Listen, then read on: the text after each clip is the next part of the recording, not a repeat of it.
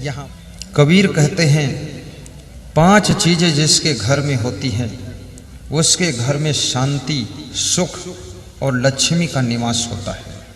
Number 1, आपातजय। जिसके घर में किसी के पास में अभिमान नहीं है, मैं का स्थान नहीं है, सभी सरल हैं, सभी विनम्र हैं, ऐसा जो घर है वहां पर शांति का निवास होता है। सोने की लंका में रावण को शांति क्यों नहीं मिली, मंदोदरी को भी शांति क्यों नहीं मिली? क्योंकि रावण के पास में मैं था, अहंकार था, अभिमान था, इसलिए शांति वहां नहीं मिली। राम भगवान को वनवास में भी शांति क्यों मिली? क्योंकि उनके पास वनवास में महल तो नहीं था, लेकिन मैं भी नहीं था, अहंकार भी नहीं था, इसलिए भगवान को जंगल में भी मंगल है और रावण को महल में भी शांति नहीं मिली है। इसलिए अपने अहंग भाव को निकाल देना। आपातजय हरि भजय। सर्विस करो, राजनीति करो, लेकिन भजन सत्संग से जुड़े रहो, हरि का भजन करो। हरि का भजन क्या है? एक महिला से किसी ने पूछा तुम भजन करती? उसने कहा हाँ। तो भजन में क्या करती हो? तो उसने कहा सवेरे सोकर उठती हूँ, स्नान करती हूँ और 2 अगरबत्ती मंदिर में जला देती हूँ, बस भजन हो गया, हाथ जोड़ देती हूँ। दूसरी महिला से पूछा गया तू भजन करती है? उसने कहा मैं भी करती हूँ। क्या करती हो? तो उसने कहा अपनी फुलवारी से एक फूल तोड़कर भगवान के मंदिर में रख देती हूँ, हाथ जोड़ देती हूँ, बस भजन हो गया, 24 घंटे की फुर्सत हो गई। तीसरी महिला से पूछा गया तुम भजन करती हो? उसने कहा मैं भी करती हूँ। तो क्या करती हो तुम भजन में? तो उसने कहा कि मैं भगवान के मंदिर के सामने बैठकर 1 मिनट हाथ जोड़ करके नमस्कार कर लेती हूँ, बस भजन हो गया। चौथी महिला से पूछा गया तू भजन क्या करती है? तो उसने कहा मैं भजन यूं करती हूँ, भगवान के मंदिर के सामने बैठ करके 5 चौपाई रामायण की पढ़ती हूँ और नमस्कार कर लेती हूँ, बस भजन हो गया। पांचवी महिला ने कहा मैं तो ध्यान कर लेती हूँ, भगवान के मंदिर में बैठकर भजन हो गया। छठी महिला बोली जब समय मिलता है तो भगवान के मंदिर में बैठ जाती हूँ, अन्यथा सबसे पहले मैं समय पर अपने घर में झाड़ू लगाकर सफाई करती हूँ और प्रवचन की कैसेट बजा देती हूँ, सुनती रहती हूँ और समय पर नाश्ता बनाकर अपने बूढ़े सास ससुर को जिनकी नज़र कम है उनको खिलाती हूँ। उसके बाद पति को नाश्ता देती हूँ, तब तक बच्चे उठ जाते उनको स्नान करके तैयार करके नाश्ता देती हूँ और मेरे द्वार पर कोई अतिथि आ जाता है हंस हंस कर उसका सम्मान करती हूँ और कोई संत आ जाता है तो उसको भी एक पूड़ी खिला देती हूँ बना करके। और शाम को फुर्सत मिलती है तब मैं बैठ करके मंदिर में थोड़ा ध्यान कर लेती हूँ। मेरा असली भजन तो सेवा है, माँ बाप की सेवा, सास ससुर की सेवा, पति की सेवा, बच्चों की सेवा, अतिथि मेहमान की सेवा, संत की सेवा, गौ माता की सेवा। सेवा ही मेरा भजन है, वास्तव में भजन तो सेवा ही होता है। आपा तजय हरि भजय, नख सिख तजय विकार।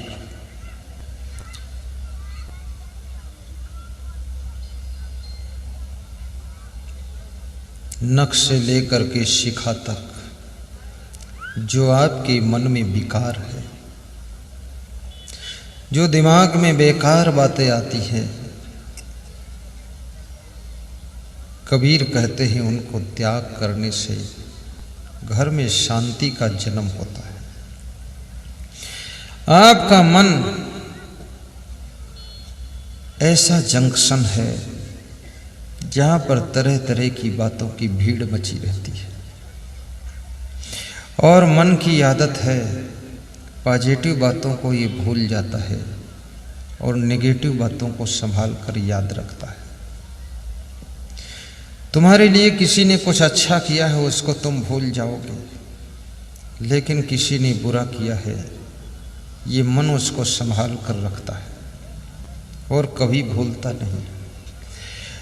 और समय समय पर बीच बीच याद कर कर के मन दुखी होता है कि उन्होंने 10 साल पहले हमको सताया था। और नेगेटिव की बातें इतनी आपके पास स्टॉक में हैं कि उनको जब जब तुम याद करते हो तब तुम दुखी हो जाते हो।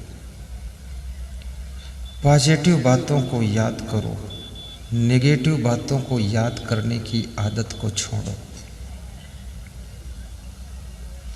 तुम्हारी वाइफ ने तुम्हारे साथ में कोई गलती किया है, उसको भुला दीजिए। जो उसने तुम्हारे साथ में बहुत कुछ अच्छा किया है उसको याद करके प्रसन्न होइए। और इस माया के संसार में गलतियां न चाहते हुए लोगों से हो जाती है। मनुष्य गलती का पुतला है, ये अक्सर हो ही जाती है। अगर गलती रुलाती है तो राहें भी दिखाती है, और मनुष्य गलती का पुतला है, ये अक्सर हो ही जाती है।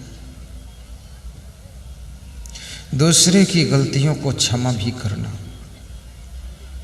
सासू बहू दोनों किचन में काम कर रही थी, गुजरात की घटना है। कांच का प्याला जोर से हाथ से छूटा, फर्श पर गिरा, फूट गया। आवाज फूटने की आई। ड्राइंग रूम में बैठे पिता पुत्र अखबार पढ़ रहे थे, तो पिता ने अखबार पढ़ना छोड़ दिया और अपने बेटे से कहा कि अंदर जाकर देखो कौन बर्तन फोड़ा है। बेटे ने कुछ नहीं बोला, अखबार पढ़ता रहा। बोले मैं कहता हूँ तो सुनता नहीं है, अंदर जाकर देखो किसने बर्तन फोड़ा है। तो बेटे ने पिता की ओर मुंह करके देखा, कहा पिताजी अंदर वाले अंदर का जाने, बाहर वाले बाहर, शांत रहे, बस इतने बहुत है।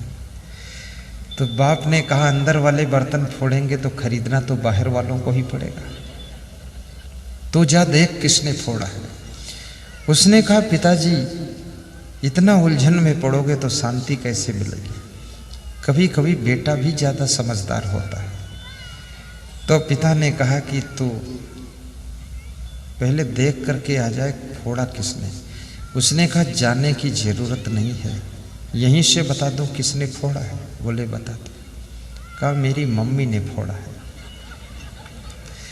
बोले तेरी मम्मी ने फोड़ा है, तेरी पत्नी क्या नहीं फोड़ सकती है। बोले पत्नी नहीं फोड़ सकती है क्योंकि वो बहुत समझदार है। बोले मम्मी का वो शुरू से ना समझ है।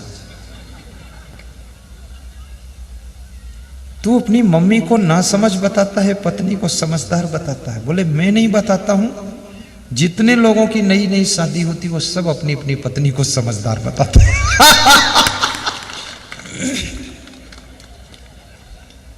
बोले फिर 2-4 बच्चे होने के बाद सब लोग कहते मेरी पत्नी ना समझ। शुरू में समझदार ही लगती है।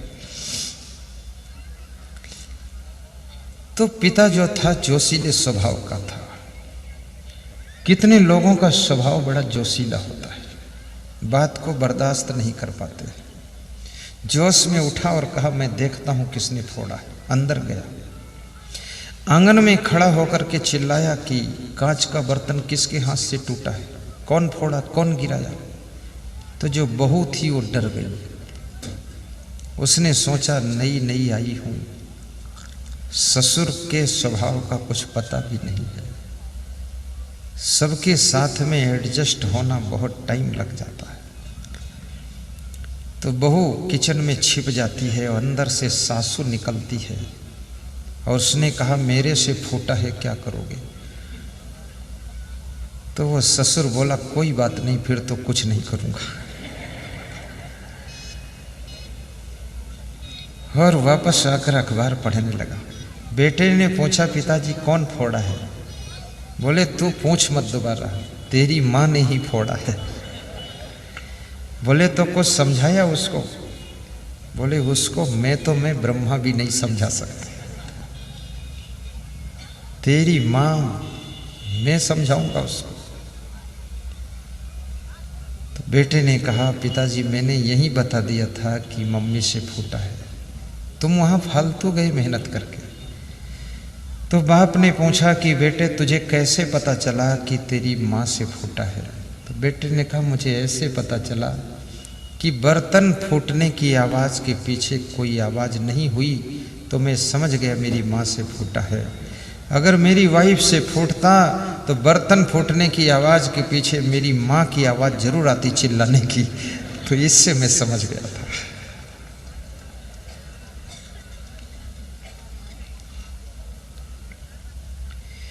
क्षमा बड़न को चाहिए, छोटन को उत्पात,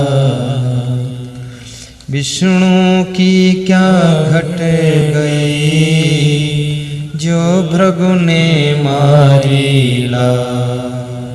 विष्णु की क्या घटे गई, जो भृगु ने मारीला। क्षमा बड़न को चाहिए, छोटन को तपा। बड़ा हुआ तो क्या हुआ, बोले नाही क्षमा। बड़ा हुआ तो क्या हुआ, बोले नाही क्षमार। हते पराई आत्मा, जीभ बांध तलवार। हते पराई आत्मा, जीभ बांध तलवार। बड़ा हुआ तो क्या हुआ, जैसे पेड़ खजूर। पंथी को छाया नहीं, फल लागे अति दूर।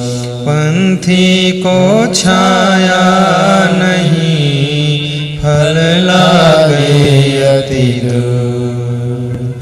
बड़े गए बड़ापने, रोम रोम अहंकार। सद्गुरु के परिचय बिना, चारों वर्ण चमार। सद्गुरु के परिचय बिना, चारों वर्ण चमार। कबीर कमाई आपने, कभी न निष्फल जाए। बोया पेड़ बबूल का, आम कहाँ से खाए। बोया पेड़ बबूल का, आम कहाँ से खाए। कबीरा कबीरा क्या करो, कबीरा कबीरा क्या करो। सुन लीजिए सत्संग, कृपा करेंगे कबीर भी। छोड़ो ये बतसंग, संत मिलन को जाइए। तजी माया अभिमान, ज्यों ज्यों पग आगे धरे। कोटिन यज्ञ समान, ज्यों ज्यों पग आगे धरे। कोटिन यज्ञ समान। गुरु वैद्य ज्योतषी, देव मित्र बड़रा। इन्हें भेंट बिन जो मिले, होय न पूरन का। इन्हें भेंट बिन जो मिले, होय न पूरन का।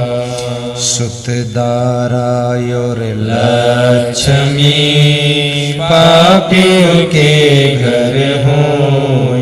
संत समागम हरि कथा, तुलसी दुर्लभ दो।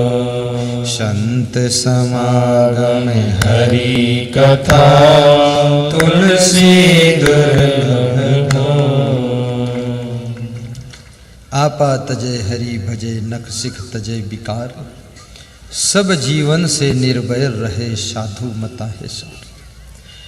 और सबसे जो प्रेम करता है, उसको शांति मिलती है। और संतों का जो सत्संग सुनता है, उसको शांति मिलती है।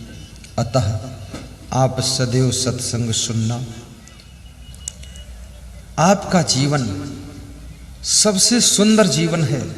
क्यों? क्योंकि तुम सत्संग से जुड़े हो, इसलिए। रावण के पास में शिव जी का जाप तो करता था, पर सत्संग से नहीं जुड़ा था, इसलिए रावण राक्षस बन गया। राम भगवान भी शिव का जाप करते थे, लेकिन सत्संग और संतों से जुड़े थे, इसलिए वे भगवान बन गए। जो सत्संग से जुड़ जाता वो महान बन जाता है, जो सत्संग से नहीं जुड़ता वो राक्षस भी हो जाता है। इसलिए आप सौभाग्यशाली हो। जिस समय तारा का पति बाली भगवान श्री राम के हाथों से मर गया, याद रखना तुम किसके हाथों से मरोगे? तुम किसी के हाथों से नहीं मरोगे, तुम खुद के हाथों से मरोगे।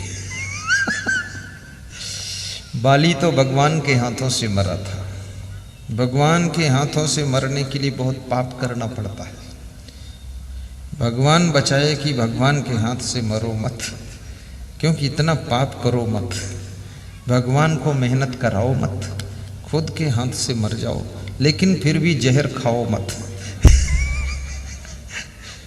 चलते चलते चलते चलते जिंदगी समाप्त हो जाए।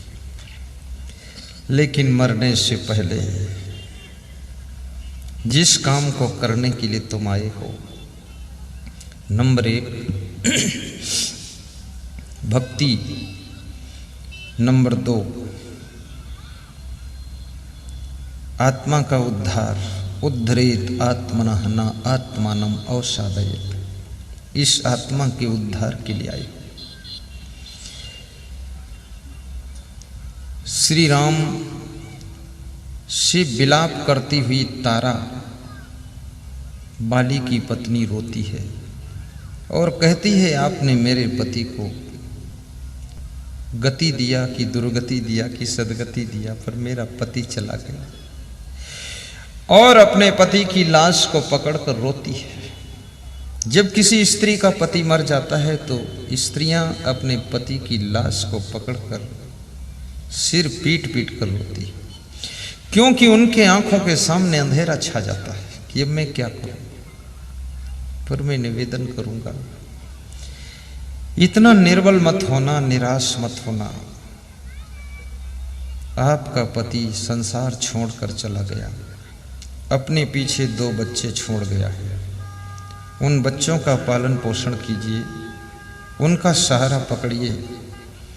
हर नारी का पति संसार छोड़कर जाता है, हर पुरुष की पत्नी संसार छोड़कर जाती है, हर बेटे का बाप दुनिया छोड़कर जाता है, हर बाप का बेटा कभी कभी पहले चला जाता है। याद रखना, इस दुनिया में कोई सीरियल नहीं है, यहाँ बिना लिस्ट के ही काम होता है। जो सेट हो गया वही आगे चल देता है।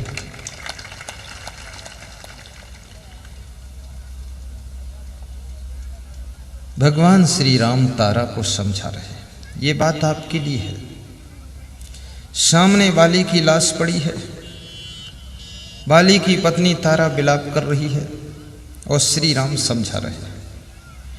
भगवान श्री राम एक श्रेष्ठ कोटि के वक्ता भी थे, बहुत बुद्धिमान थे, नीतिकार भी थे, चतुर थे, होशियार थे, साहसी थे, पराक्रमी थे, वाक्पटु थे, सहनशील थे। भगवान श्री राम धर्म के लिए तत्पर थे, उदार थे, त्यागी थे, लोभी नहीं थे, सरल थे, विनम्र थे, सद्गुणों के गुलदस्ता थे। कोई ऐसा गुण बाकी नहीं जो उनमें नहीं था, और उन्हीं गुणों के कारण वे भगवान बने थे। और जिसमें गुण विकसित होंगे वो भगवान बन सकता है। लेकिन तुम सृष्टि में जन्म लेने के बाद तुम्हारे अंदर गुण बढ़ते हैं कि अवगुण बढ़ते, देखो तो। विवाह के पहले तुम कितने अच्छे थे।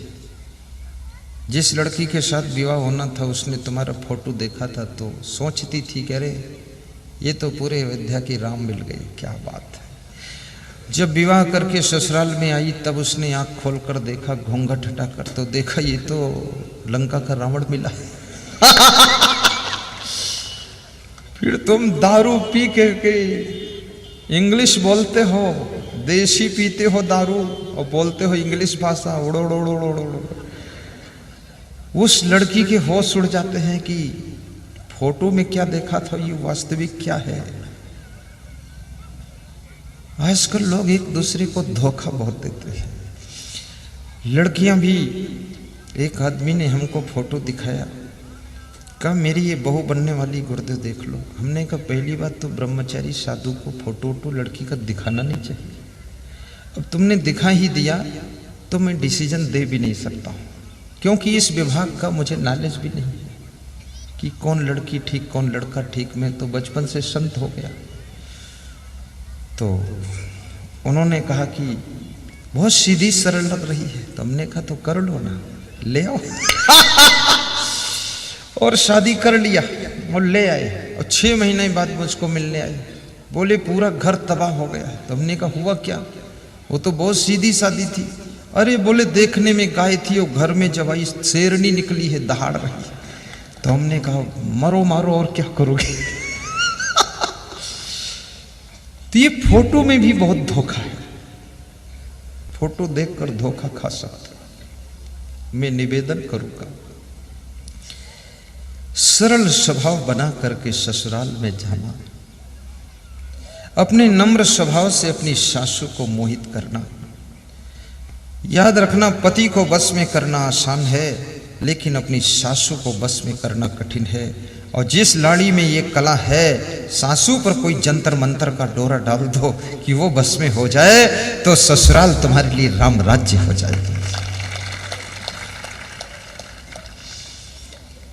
और सासू को बस में करने का आज एक मंत्र बता देता हूं। यहां कोई सासू तो नहीं बैठी? नहीं, वो मंत्र काम भी नहीं करेगा फिर। यहां तो सासू ही ज्यादा दिख रही है, सासू बहु मिक्स है। चलो मंत्र लगाते हैं। हर लाड़ी को चाहिए कि पहला मंत्र अपनी सासू से केवल 5 मिनट पहले सोकर उठ जाया करो, फिर सासू तुम्हारी चिड़चिड़ नहीं करेगी, शांत रहेगी। पूरे दिन भर का इंजेक्शन बता रहा हूं। और दूसरा, सासू उठे उससे पहले किचन साफ कर लो, झाड़ू बुहारू ठीक कर लो, और चाय खौलाते हुए कुछ उसमें खुशबूदार चीज चाय में डाल दो। सासू जब जागे तो उसकी नाक में खुशबू चाय की घुसे, बस खुश हो जाएगी कि बहू ने चाय रेडी कर दिया। और सासू कुल्ला न कर पाए उसके पहले चाय पहुंचा दो कि चाय से ही कुल्ला कर लो सासू। बस तुम्हारी ये कितने लोग बेड टी पीते ना, बेड टी यानी सोकर जागते तुरंत चाय पी लेते। बीमारियां क्यों फैल रही अधिक आपको मालूम है? ये बेड टी बहुत बीमारी का घर है। बेड टी, और रात भर में जो मुंह में मैल इकट्ठा हुआ है उस मैल को पी, और बेड टी ठीक से कुल्ला करो, दातून करो, मंजन करो, मुंह धो, 2 गिलास पानी पियो, फिर फ्रेश हो।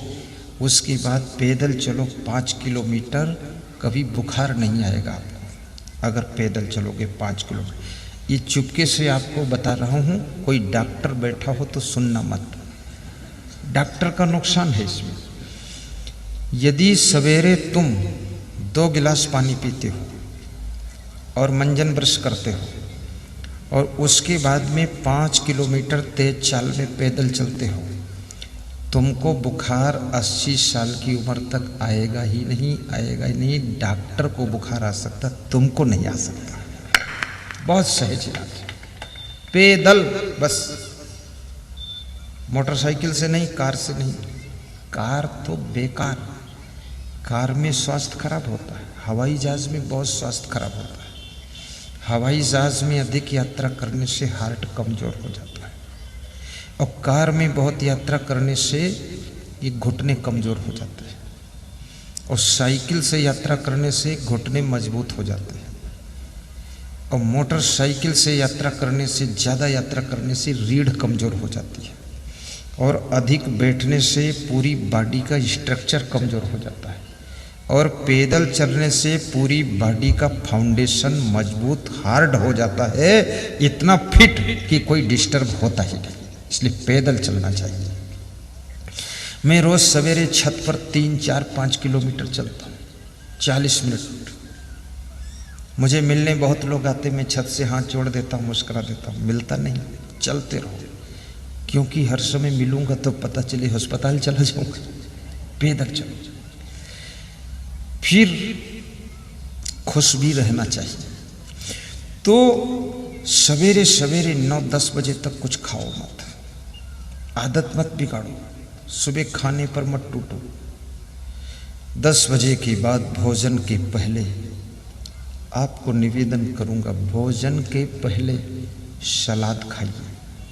खीरा थोड़ा, ककड़ी थोड़ी, मूली थोड़ी, थोड़ा सा गाजर चबा चबा कर, थोड़ा सा टमाटर पहले खा लीजिए, उसके बाद भोजन कीजिए। उसके बाद भोजन के साथ सलाद नहीं खाना चाहिए, भोजन के बाद भी नहीं खाना चाहिए। भोजन के पहले सलाद खा लीजिए, उसके बाद भोजन खा लीजिए। तो पेट के अंदर क्या होगा? हाजमा होगा सुंदर, दमादम मस्त कलंदर, और तुम्हारा पहला नंबर बहुत अच्छा होगा। ये जो मैं करता हूँ वही बताता हूँ आपको। और फिर आपकी शक्ल चमकती रहेगी, बहुत सुंदर, आंखें भी सुंदर, मुस्कान सुंदर, हर समय हंसी खुशी प्रसन्नता बनी रहेगी। ऐसा मेरा निवेदन है आपसे। करो ना करो तुम जानो। कितने लोग तो सवेरे उठते ही खाना शुरू करते हैं, जरूरत नहीं है। आपकी बॉडी के अंदर एडिशनल एनर्जी भरी हुई है, बहुत ऊर्जा है। कम खाओगे हमेशा चेहरा खुश रहेगा, अधिक खाओगे हमेशा चेहरा उदास रहेगा, ऐसा रहेगा कि बहुत भारी कुछ और लोड है। और बिल्कुल नहीं खाओगे तो जिंदा भी नहीं रहोगे, और ठोंस ठोंस कर खाओगे तो हमेशा बीमार रहोगे, हॉस्पिटल में रहोगे। और भूख से आधा कम खाओगे, कभी बीमार भी नहीं होगे। और खाने के बाद पानी नहीं पियोगे, कैंसर नहीं होगा। खाने के बाद लघुशंका जाओगे, गैस की बीमारी कभी नहीं होगी। खाने के बाद हाथ मुंह ठीक से धो लोगे और 10 मिनट लेट जाओ बिस्तर में। कैसे लेटना है?